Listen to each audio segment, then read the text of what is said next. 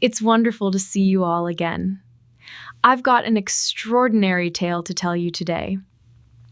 Victoria Anderson sneered as she tossed the heavy key ring onto the marble floor in front of the entire lobby staff. The brass keys skittered across the polished stone, coming to rest near the toe of Sarah's worn work boot. The sound was sharp, metallic, and loud enough to silence the usual lunchtime chatter near the elevators. "Pick that up, please, maintenance," Victoria commanded, her voice ringing with performative authority. Her own heels, red, expensive, and utterly impractical, clicked against the marble as she shifted her weight, waiting. Sarah Anderson didn't flinch. She was wearing the standard-issue gray polo and black trousers, a uniform she had worn for 6 months now. The industrial strength cleaner scent clinging to the fabric was a stark contrast to the cloud of designer perfume that drifted off Victoria. Sarah allowed a microsecond of silence to stretch, long enough for the dozen or so witnesses, receptionists, security guards, and the delivery man to fully register the humiliation. She bent, slowly, deliberately, not meeting Victoria's triumphant gaze. Her fingers closed around the cold metal. "You're still here?" Victoria asked, making a show of checking her diamond-encrusted watch.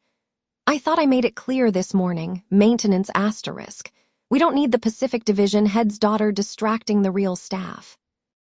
A few feet away, Carlos, the head of maintenance, swallowed hard and busied himself adjusting a nearby sign. He knew the truth, but he couldn't intervene. Not yet. "I am finishing my assigned duties, Victoria," Sarah replied, standing up straight. Her voice was low, calm, and held none of the anger that was currently churning in her gut. She focused instead on the small red light blinking on the security camera mounted above the reception desk. Everything Victoria did was recorded. "Your assigned duties," Victoria scoffed, waving a perfectly manicured hand toward a narrow, unmarked door beside the security desk. "Yes, the mop closet. I want you to organize the supply inventory in there. And while you're at it, clean up the leak in the server room. It's disgusting. Someone with your asterisk background should be adept at dealing with messes." The insult was calculated. Victoria knew exactly why Sarah had taken this job, to prove her value from the ground up, to earn the CEO position that their father, Mr. Anderson, was soon vacating, and to expose the financial mismanagement that had been plaguing the division. Victoria, the interim division head, believed Sarah's 6 months of undercover work was a sign of weakness, a childish attempt to play the commoner. Victoria leaned closer, her expensive silk blouse brushing Sarah's shoulder. The smell of the perfume was overwhelming now, sickeningly sweet. "You look tired, Sarah. Maybe you should just quit. Go home. Let the people who actually belong in this building handle the real work." This was the escalation Sarah had waited for. Victoria wasn't just insulting her work. She was attacking her legitimacy, her right to be in the building at all. "I understand the assignment," Sarah said, the statement sounding less like compliance and more like a warning. Victoria misinterpreted the lack of resistance as defeat. She straightened, smoothing her flawless hair. "Good, now go and don't come out until it's done. We have the board meeting tomorrow and I don't want any distractions." The board meeting. 24 hours. That was the deadline. Sarah turned toward the mop closet door, the heavy keys cool in her palm. As she reached the door, she paused, her reflection catching in the glass. She looked like a tired, defeated employee, but she knew better. She opened the door, stepping into the cramped, dark space. The air was thick with the chemical smell of bleach and stale water, a far cry from the refined air of the lobby. She closed the door firmly, plunging the small space into relative darkness. The first thing she did was not organize the shelves. She reached into the pocket of her maintenance trousers and pulled out her burner phone. The screen glowed faintly in the gloom. She quickly typed a single message and hit send. "The key is secured. Confirm all files are backed up for the 10 a.m. meeting. Victoria just assigned me to the server room leak. Perfect access." A reply buzzed instantly. "Confirmed. Mr. Reynolds is ready to proceed." Sarah slipped the phone back into her pocket. The humiliation of kneeling on the marble, the sting of Victoria's contempt, it was all necessary data. She had the keys to the building, the location of the evidence, and the full support of the board, who believed the only way to save the company was to let her expose Victoria's corruption from the inside. She stood there for a long moment, listening to the muffled sounds of the bustling, oblivious lobby outside. She was trapped in the mop closet, yes, but she was holding the key to the entire kingdom. She ran a finger over the teeth of the brass key. Tomorrow, Victoria would learn that the person she dismissed as a common cleaner was the only one who truly owned the building. And the person who was adept at cleaning up messes was about to clean house. Sarah emerged from the service elevator, the fluorescent lights of the sub-level humming overhead. The air here was thin, smelling faintly of ozone and dust, the scent of neglected corporate secrets. She wore the gray maintenance uniform, the same one Victoria Anderson had sneered at the previous day. The uniform was her invisibility cloak, granting her access to every corner of the building without question. Carlos was waiting by the server room entrance, a clipboard in his hand. He didn't smile, just nodded once, acknowledging the gravity of the situation. "The leak is contained," he murmured, his voice low. "But the logs show someone tried to scrub the backups last night. They were sloppy." Sarah felt a spike of adrenaline. She pulled on latex gloves. The real leak wasn't water. It was the financial data Victoria had tried to hide. Carlos held the door open, his eyes fixed on the empty corridor. Within minutes, Sarah was hunched over the main server rack, the glowing green lights reflecting in her eyes. The heat radiating off the machinery was intense, a physical reminder of the company's vast digital infrastructure.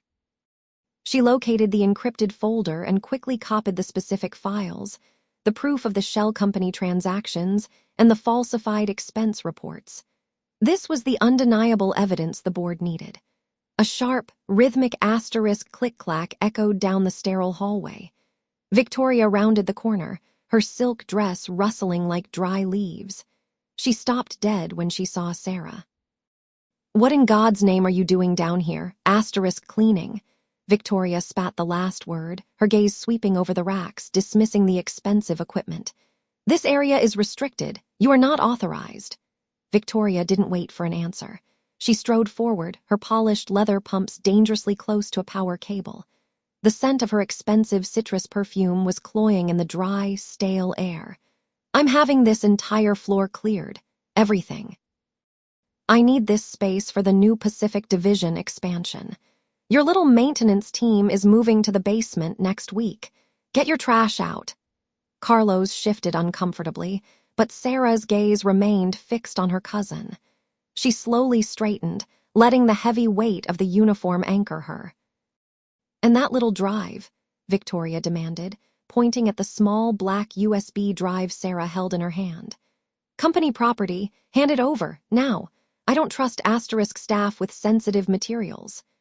Sarah met Victoria's furious gaze, her expression flat, betraying none of the satisfaction churning inside her. She slipped the critical USB into her pocket, replacing it with a blank one from her belt loop. "I'm documenting the current inventory before the move," she said, her voice cold. She offered the generic plastic drive to Victoria. Victoria snatched it, barely glancing at the item. "Good, now get out. I have a luncheon to prepare for. People who matter will be there." She adjusted the diamond bracelet on her wrist. "And make sure you clean up that mess on the 3rd floor. Honestly, the standards around here have plummeted since Asterisk I took over."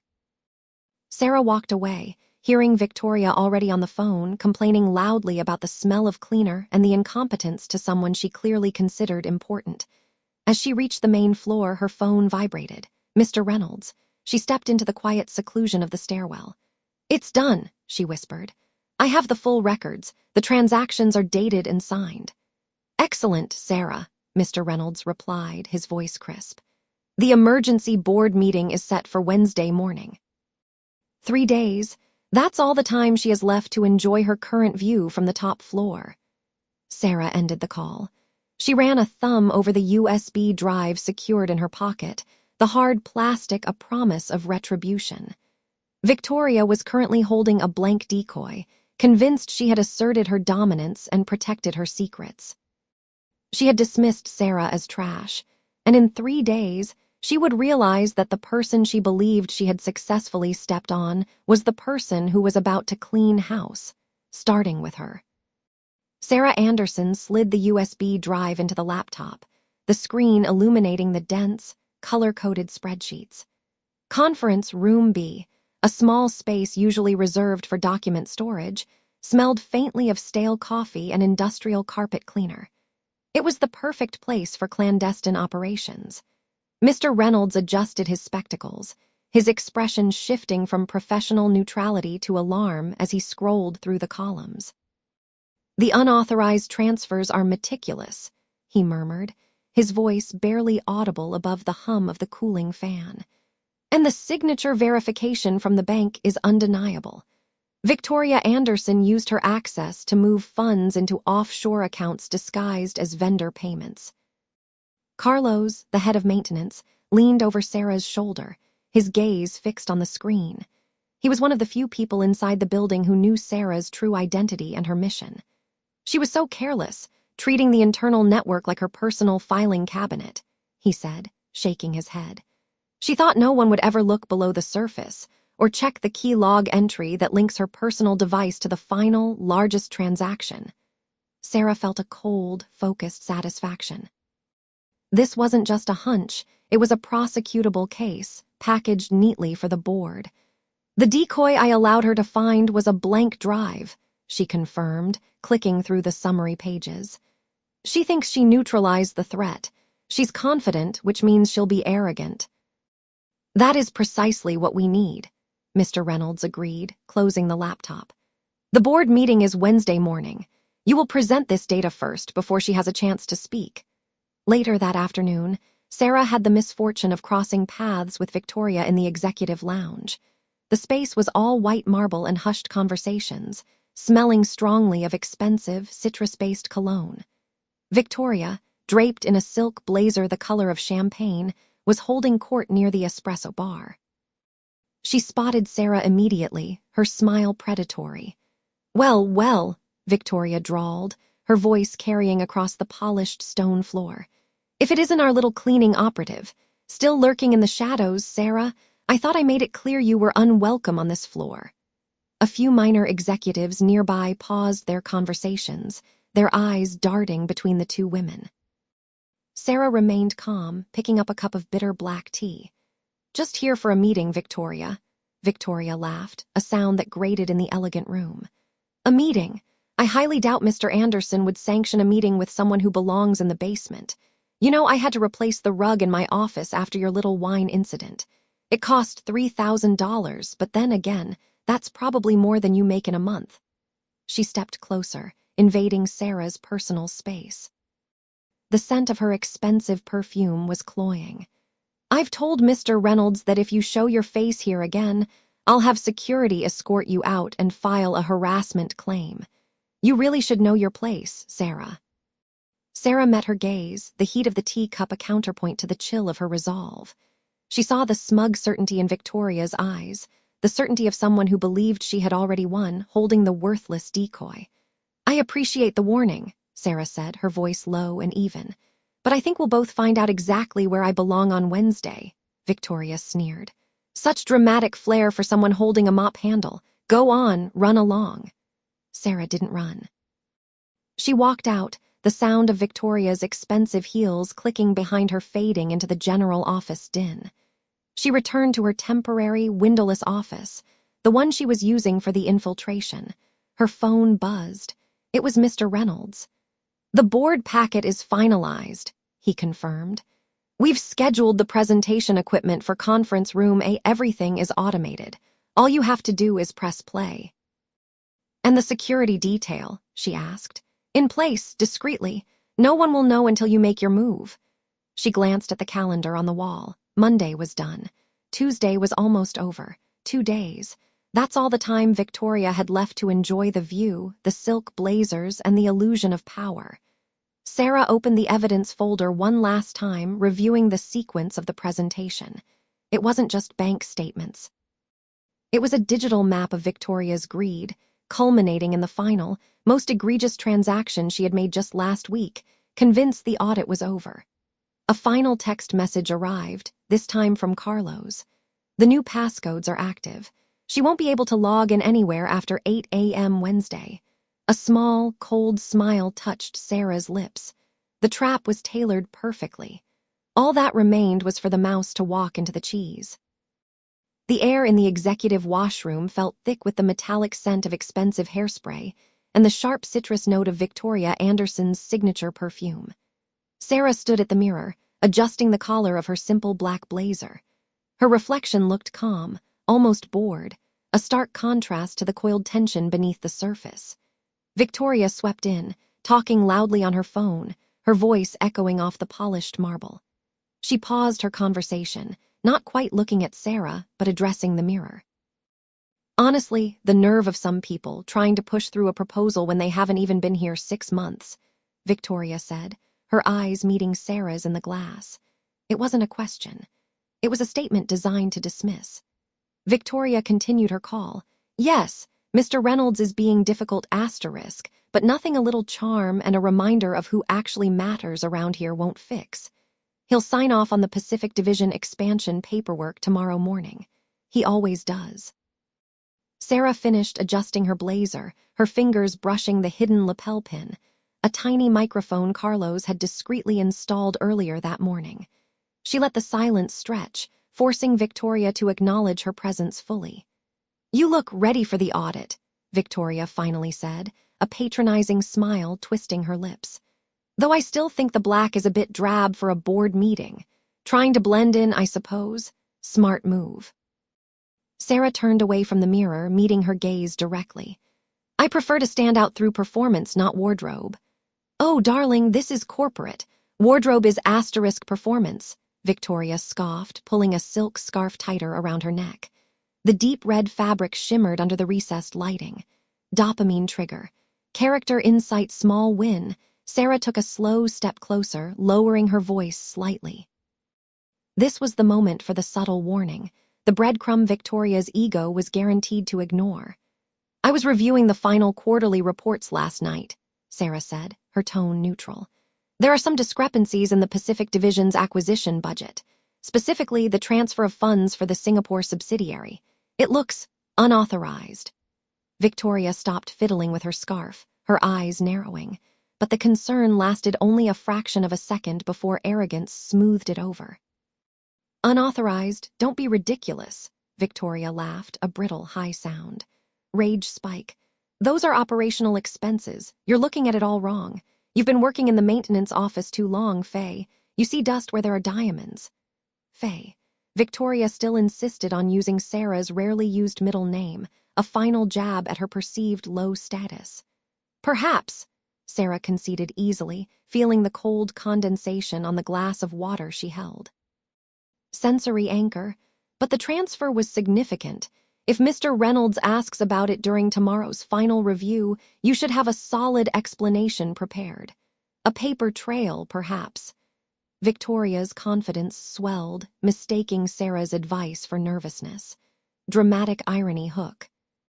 "He won't ask about it. Mr. Reynolds trusts my judgment implicitly. I've handled this division for 3 years. You've been here for 6 months pushing a mop. Focus on making sure the coffee machine is working tomorrow, Faye asterisk. That's your expertise." Victoria grabbed her purse, the leather smelling richly of new money, and started toward the door. "Now, if you'll excuse me, I have a very important dinner with the board chairman's wife. Some of us actually have influence." She didn't wait for a reply, the sharp click of her expensive heels on the marble floor fading quickly down the hallway.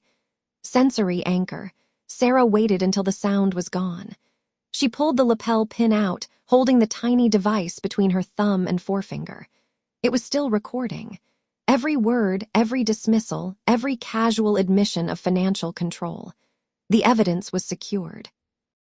She walked out into the corridor just as Carlos rounded the corner, pushing a cleaning cart.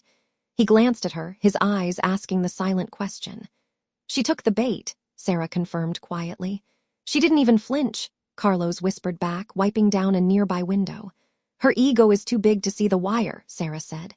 "She thinks I'm a glorified intern. She thinks the audit is over and she's already won. The arrogance is breathtaking." Carlos nodded, pushing the cart further down the hall. The encryption on the presentation is set. The whole system locks down at 8:00 a.m. sharp. Once Mr. Reynolds starts the meeting, there is no stopping it, not even for her. Perfect, Sarah murmured. Wait for it moment. She checked her phone. Wednesday, 8:00 a.m. Less than 12 hours away. She walked toward the elevator, the anticipation making her steps lighter. Tonight, Victoria would sleep soundly, dreaming of promotions and status. Tomorrow, she would wake up to the truth. The last thing Sarah saw before the elevator doors closed was a faint, almost invisible smudge of red lipstick on the wall near the washroom door, a careless mark left by Victoria's hurried exit. Sensory anchor, the trap was fully sprung. All that remained was the dawn. Revelation cliffhanger. The Wednesday morning sun, sharp and unforgiving, streamed through the massive glass wall of the Anderson Industries executive boardroom.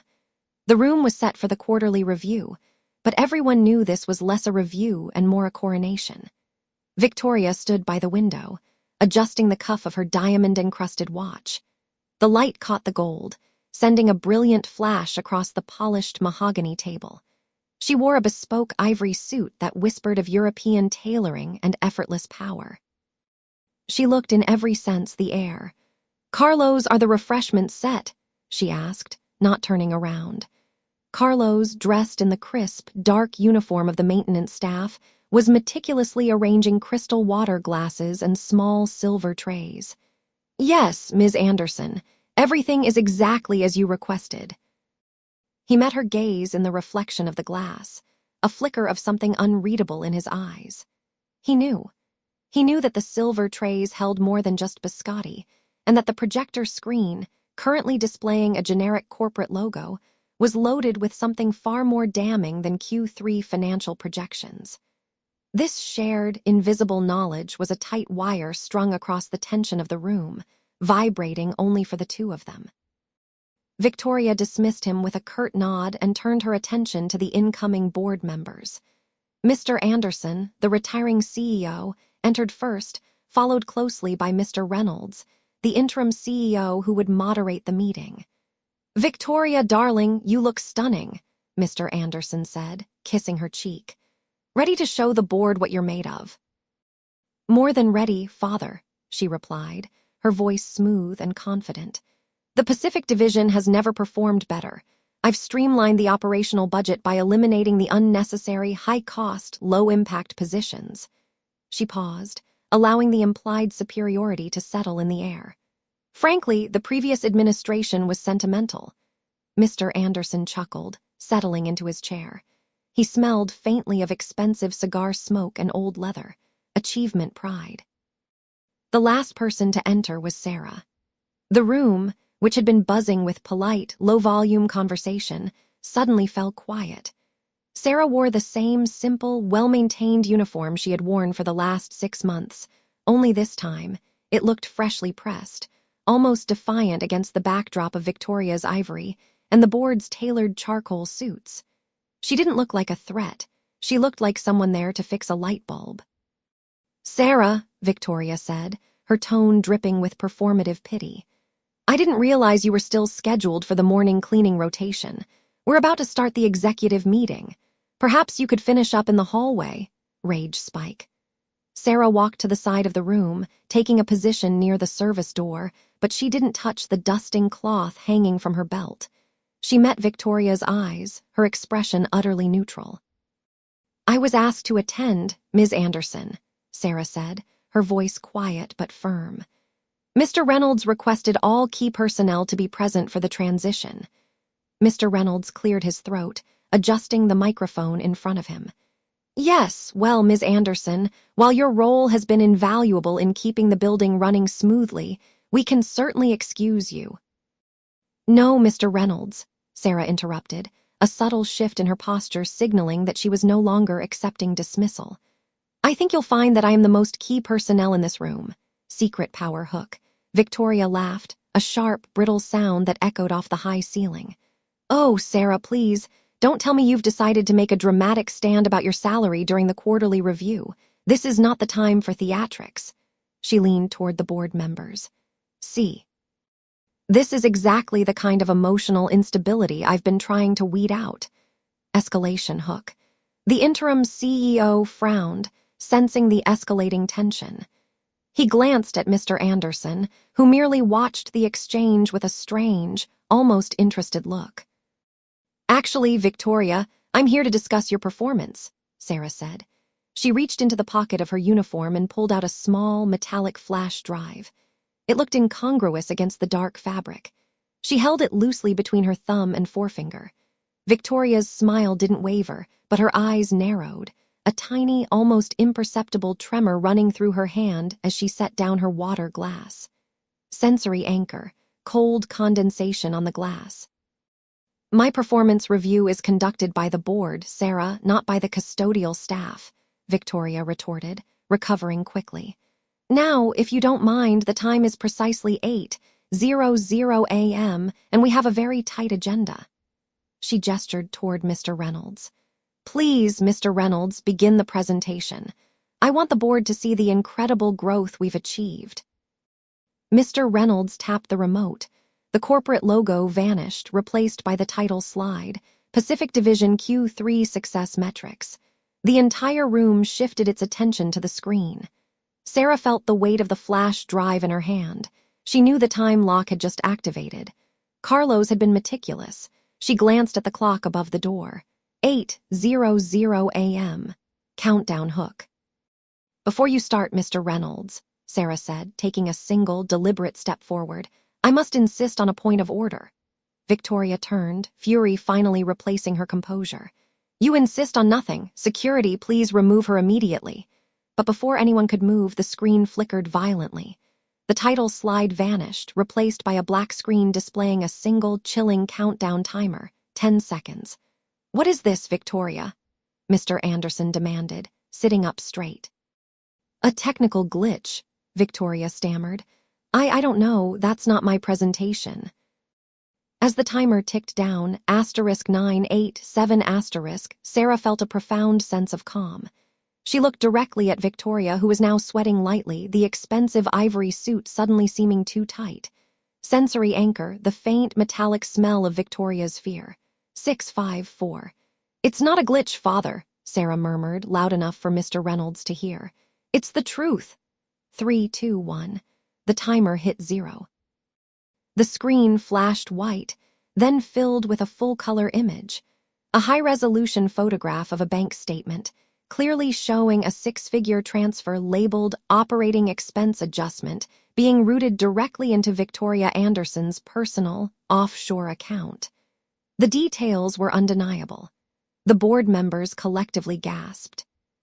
Victoria lunged forward, scrambling to reach the remote on the table, desperate to turn the system off, but the screen was locked. The only sound in the room, aside from the frantic asterisk thump-thump of her heels on the marble floor, was Sarah's voice, calm and cold. I told you I was here to discuss your performance, Victoria, Sarah said, her voice cutting through the sudden, horrified silence. And now the board has the evidence. The audit has officially begun. Revelation cliffhanger. Victoria's breathing hitched, a dry, ragged sound lost in the sudden, deep silence of the boardroom. Her perfectly sculpted blonde hair, usually immaculate, seemed to shift slightly as she stumbled back from the locked screen. She looked at the image of her offshore account details, the undeniable numbers, then whipped her gaze to Sarah. Her eyes, normally sharp and assessing, were wide and glossy, the pupils tiny pinpricks of pure terror. The high color that usually dusted her cheeks was gone, replaced by a sickly, patchy white that made the expensive foundation look like clay. Her lips parted, trembling uncontrollably, and she tried to force out a denial. It's fake, she choked out, her voice a thin, reedy squeak, utterly lacking its usual imperious tone. A blatant forgery. You hacked this, you maintenance worker. Sarah didn't flinch at the insult. The room felt cold, the air thick with the metallic tang of fear and the lingering scent of Victoria's expensive perfume. Sarah reached slowly into the pocket of her maintenance jumpsuit. The motion was deliberate, drawing every eye in the room. Mr. Reynolds, Carlos, and the 3 silent board members seated around the mahogany table. The only sound was the low hum of the projector and the shallow, rapid gasps from Victoria. Sarah pulled out a small, metallic object. It wasn't the remote, nor was it another document. It was a security badge. She held it up, letting the fluorescent lights of the boardroom catch the polished surface.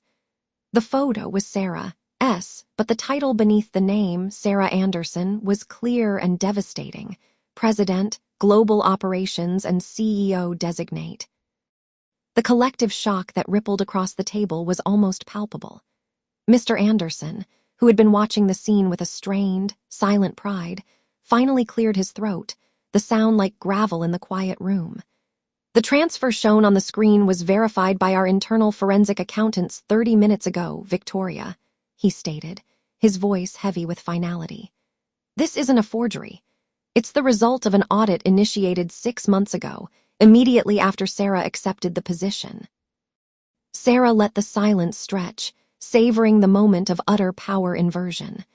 Victoria swayed, clutching the back of her chair as if it were the only thing keeping her upright. She looked utterly ruined, her posture collapsing into itself. "You once told me," Sarah said, her tone conversational, cutting through the tension, "that people who wear jumpsuits don't belong in this room, that they couldn't possibly understand the weight of real business." She paused, glancing at the security badge still gleaming in her hand. "I've spent 6 months understanding exactly how you conducted real business, Victoria. I've seen the waste, the theft, and the arrogance that comes when you believe you're untouchable." Mr. Reynolds nodded grimly. "The board has already voted. The police are waiting downstairs, Victoria. You are relieved of all duties, effective immediately." Sarah laid the badge on the table, next to the offshore account details. Her work was done here. She didn't wait for a response, didn't stay to watch the inevitable meltdown. She simply turned and walked toward the double doors, the soft rubber soles of her work boots making no sound on the expensive marble. Carlos, the head of maintenance, stood discreetly by the exit. He met her gaze, offering a small, validating nod of respect that felt more meaningful than any applause. Just as Sarah reached the exit, Victoria finally screamed, a raw, panicked sound that cracked the professional veneer of the meeting. "Father, you can't let her do this. I'm your daughter." Sarah stopped, her hand resting on the cool brass handle. She didn't look back, but she heard Mr. Anderson's tired, decisive response, confirming the finality of the fall, the weight of the words echoing in the sudden, horrifying silence. "You made your choices, Victoria. Now you live with them." The sound of Victoria's scream was followed by a sickening sound of splintering crystal as her champagne flute shattered on the mahogany table. She pointed a trembling finger at Sarah, her face still pale white, lips working furiously. "This is a lie. Father, you know she's always been jealous. This is some sick, twisted stunt she pulled with that maintenance man, Carlos. It's fabricated." Mr. Anderson, still seated at the head of the table, looked impossibly old. He didn't raise his voice, but the exhaustion in his tone carried a finality that was absolute. "The metrics were confirmed by independent auditors, Victoria. Mr. Reynolds has the full legal documentation of the transfer of shares and the board's emergency vote. It was unanimous." Mr. Reynolds, the interim CEO, stood up slowly, the movement rustling his expensive suit fabric. He cleared his throat, his eyes carefully avoiding Victoria's desperate gaze. "I can confirm. Sarah Anderson is the majority shareholder and effective immediately the board president and CEO. All previous executive assignments, including the position of Pacific Division head, are now terminated." This was the hammer blow. Victoria stumbled back, knocking a chair over. The noise echoed in the sudden, deep silence of the boardroom, which was now filled with the sharp, metallic smell of fear mixed with the faint, expensive scent of Mrs. Anderson's perfume. "Terminated," Victoria whispered, looking around the table at the faces that had, just moments ago, been her loyal supporters. She saw only calculated distance. The CFO quickly gathered his papers. The head of marketing was staring intently at the ceiling. Sarah remained by the exit, her hands resting lightly on the brass handle. She felt the cool metal beneath her fingers, a sensory anchor grounding her in the moment. She watched the collective shift, the moment the enablers realized their source of power had vanished. Mrs. Anderson, who had always championed Victoria's superficial success, stood up, but not to comfort her daughter. She offered a tight, brittle smile toward Mr. Anderson, a silent signal of compliance. She then moved toward the far corner, creating physical space between herself and Victoria. The betrayal was swift and silent. Victoria turned back to Sarah, tears finally streaming down her face, the entitlement replaced by raw panic. "Please, Sarah, don't do this. We're family. I'll apologize for the wine, for the comments, for everything. I need this job. You can't just ruin my life." Sarah met her gaze. She didn't feel triumph, only a cold, deep sense of completion. 5 years of quiet preparation, of enduring the humiliation that Victoria had so casually inflicted, culminated in this single, final exchange. "I didn't ruin your life, Victoria," Sarah said, her voice steady and low, carrying perfectly across the silent room. "You ruined your life when you decided that competence didn't matter, only appearance. You ruined it when you stole from the company and insulted the people who actually kept this place running." She paused, letting the weight of the words settle. "The board has agreed to a severance package, contingent on you vacating the premises within the hour. Do not attempt to contact any employee or client. Your company phone and access badges are already deactivated." This was the point of no return. Victoria opened her mouth to argue, but 2 security guards, summoned discreetly by Mr. Reynolds, materialized at the back of the room. They stood silently, professional and imposing. Victoria looked from the guards to Sarah, then to her father, who simply shook his head, unable to meet her eyes. She let out a choked, soundless sob. "You'll regret this," Victoria spat, the threat hollow and weak. Sarah simply pushed the door open, letting the cool air from the hallway drift into the overheated room. Her work here was done. She stepped out, not looking back at the wreckage. She heard the security guards begin their quiet, firm instructions, the sound of Victoria's final, pathetic protests muffled by the closing door. Outside, in the clean, silent hallway, Carlos stood waiting, a heavy utility cart beside him. He gave Sarah a slow, knowing smile. "Justice, Sarah," he murmured, his eyes full of respect. She nodded, the relief of physical weight lifting from her shoulders. "Just metrics, Carlos, just metrics." She walked toward the elevator bank, the silence of the hallway vast and echoing. As the doors opened, she glanced back one last time. She didn't see Victoria, but she heard a distant, desperate plea just before the elevator doors slid shut. It was a lonely, panicked sound, confirming that Victoria was now completely alone, facing the void Sarah had so meticulously engineered. Sarah pressed the button for the parking garage, ready to leave the building she now owned, knowing the real consequences had only just begun.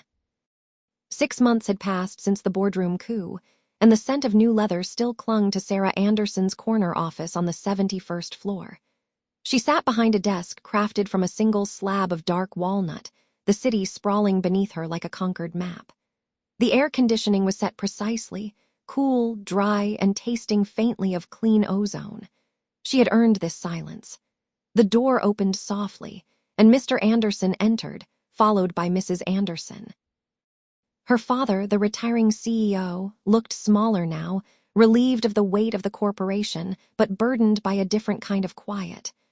"The quarterly reports are outstanding, Sarah," Mr. Anderson said, placing a folder on the desk. "Mr. Reynolds confirms the acquisition of the Pacific Division is complete. Clean sweep." Sarah nodded, accepting the compliment with the practiced reserve of a seasoned executive. She had spent 6 months rebuilding the structural integrity Victoria had compromised, not just to exact revenge, but to prove she was the only one capable of running the company. Mrs. Anderson, usually focused solely on the social column, circled the office slowly. Her gaze lingered on the framed photograph of the original company charter, signed by Sarah's grandfather. "It's very spacious," her mother finally offered, the words tight. She sat on the edge of the guest chair. "Your father and I spoke to Victoria's lawyer last week. She's challenging the non-compete clause." A faint smile touched Sarah's lips. She can challenge all she wants. The contract was ironclad, Mother. She breached the integrity clause when she fabricated the data on the Singapore deal. It was quite clear. But the apartment, Mrs. Anderson persisted, a note of genuine distress in her voice. She had to move out of the penthouse. She's in that tiny place near the docks, waiting for job interviews. Sarah picked up her cold coffee mug, the ceramic heavy and grounding. This was the cost, she thought, not the penthouse, but the lingering familial obligation her parents still felt toward the woman who had tried to destroy her. She had won the company, but she had solidified the rift. The silence in the room wasn't peaceful. It was the space where family used to be. A tap came at the door. Carlos entered, dressed now in a crisp, dark suit, a maintenance supervisor badge still clipped to his lapel, though his duties were now purely administrative and advisory. He placed a small, polished silver tray holding fresh espresso on her desk. "Good morning, President Anderson. I just finished the final security audit of the lower floors," Carlos said, his eyes crinkling with satisfaction. He leaned in slightly, lowering his voice. "I heard through the grapevine she had an interview at Sterling last week. Didn't get it. Apparently the background check wasn't clean." This small update, delivered with such specific, quiet satisfaction, was a rush of pure dopamine. Sarah met Carlos's gaze. He was the only one who truly understood that the justice wasn't in the title, but in the metrics of the fall. "Thank you, Carlos," she said. "Please ensure the Sterling rejection letter is filed correctly, for future reference." Carlos nodded, his job done, and retreated. Mr. Anderson cleared his throat. "She was your sister, Sarah." "She was a liability, Father," Sarah corrected gently. "And now she is a former employee facing the consequences of her own choices. I am simply protecting the company you built." Her mother sighed, recognizing the finality in her tone. They understood that Sarah had traded the warmth of their acceptance for the cold, hard logic of corporate success. She had taken the only power Victoria had left her, the power of ultimate consequence. Later that afternoon, after her parents had left and the office was bathed in the amber light of the setting sun, Sarah stood by the panoramic window. She saw a small, struggling figure across the street, waiting at a bus stop, bundled in a coat that looked too thin for the late autumn chill. It was Victoria. Even from 71 floors up, Sarah recognized the defeated posture, the desperate glance at a phone that wasn't ringing. The image was the final, perfect resolution to the metrics she had calculated.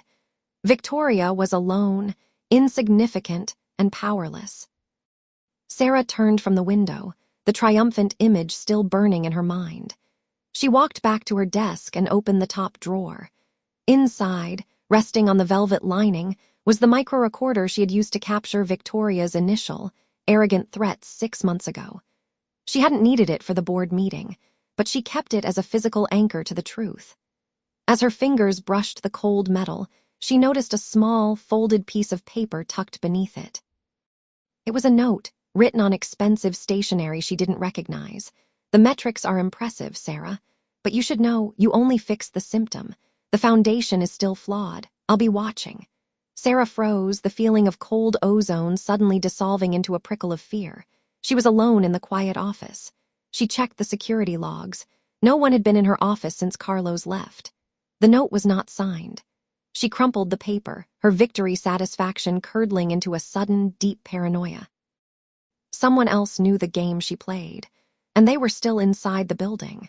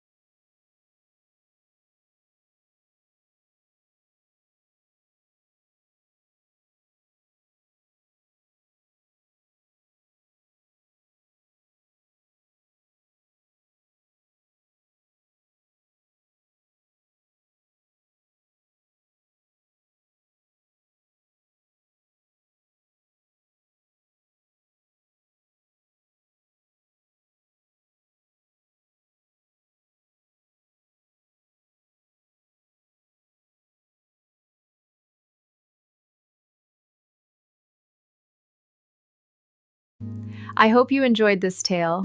Please subscribe to support the channel. Goodbye for now.